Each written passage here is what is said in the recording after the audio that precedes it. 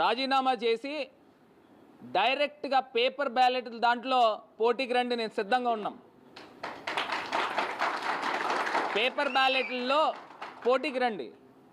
అంతే తప్పితే ఈవీఎంను అడ్డు పెట్టుకుని అందరికీ తెలిసిపోయింది, చిన్న పిల్లోడిని అడిగినా కూడా ఈవీఎం అంటే స్కామ్ అంటున్నారు.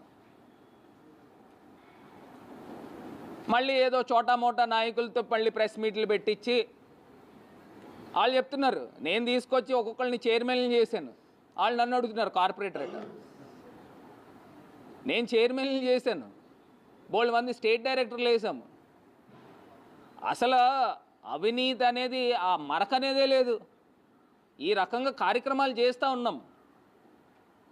పొద్దున్న లెగిస్తే డెవలప్మెంట్ డెవలప్మెంట్ డెవలప్మెంట్ అనే ఒక ఎజెండాతో ముందుకు వెళ్తున్నాం.